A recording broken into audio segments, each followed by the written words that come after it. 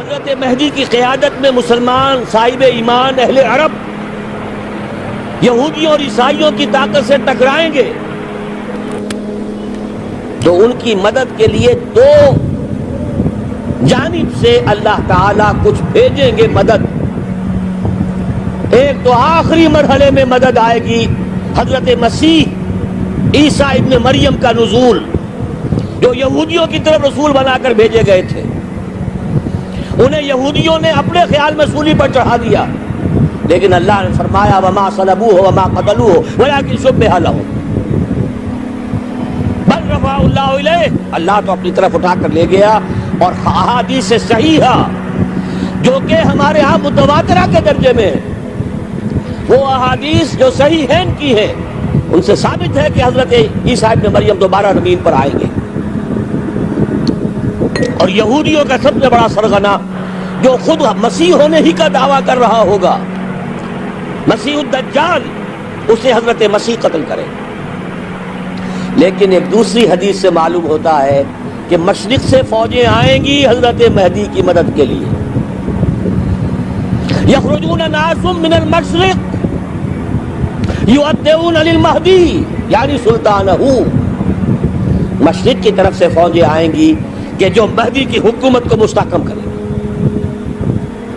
خراسان کا لفظ آتا ہے ایک دوسری حدیث میں.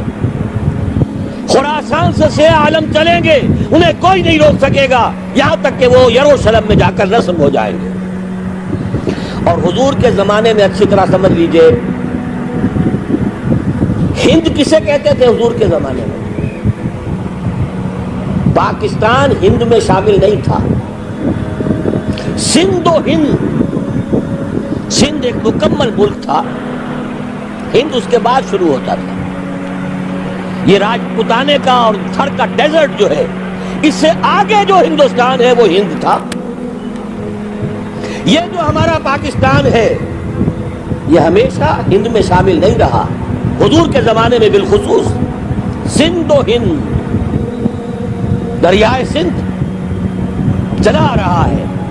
یہ ساری ٹریبیوٹریز جو پنجاب کے اندر اس کی ہیں، یہ سب ایک علیحدہ ملک ہے جو اس زمانے میں سندھ کہلاتا تھا. اور نمبر 2 یاد کیجئے، اس زمانے میں خراسان ایک علاقہ تھا جس میں موجودہ افغانستان کا 2/3، تھوڑا سا حصہ ایران کا، اور جہاں تک میں تحقیق کر سکا ہوں آج تک پاکستان کا بھی علاقہ، خاص طور پر مالاکنڈ ڈویژن جو اس خراسان میں شامل ہے. خراسان سے سیاہ عالم چلیں گے جو جا کر یروشلم میں نصب ہوں گے. یہاں بھی ایک نقطہ نوٹ کر لیجئے، پہلے بھی یروشلم ہم سے چھینا تھا. کس نے چھینا تھا؟ عیسائیوں نے، کروسیڈرز. واپس کون لیا؟ کس نے لیا؟ عربوں میں دم نہیں تھا، عرب عیاشیوں کی وجہ سے کھوکھلے ہو چکے تھے. واپس لینے والا صلاح الدین ایوبی، کرد خون. اب دوبارہ یروشلم لیا جا چکا. چھینا کن سے گیا؟ عربوں سے. عرب واپس لے سکتے ہیں؟ کوئی اندیشہ اگر ہو سکتا تھا عراق کے بارے میں کہ شاید اس کے ایٹمک دانت نکل آئے، جو سازش کی گئی، جس طرح اس احمق اور پاگل صدام حسین کو دام میں پھنسایا گیا.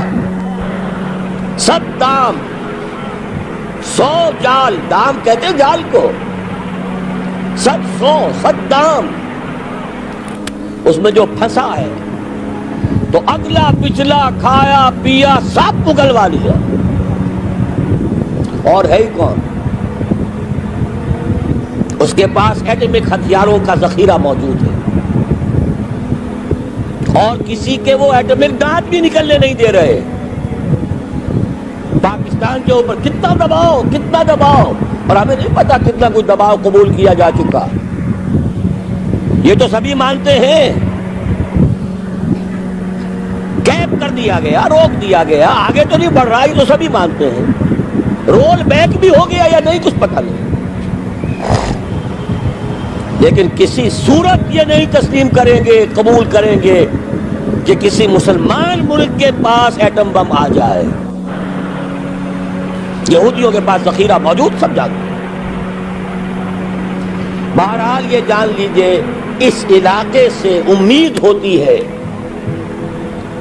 سندھ اور خراسان حالات بہت خراب ہیں ہمارے، اور حالات بہت خراب ہیں افغانستان کے بھی، لیکن حالات کے بدلتے اللہ تعالیٰ کی مشیت کے تحت دیر نہیں لگا کرتے.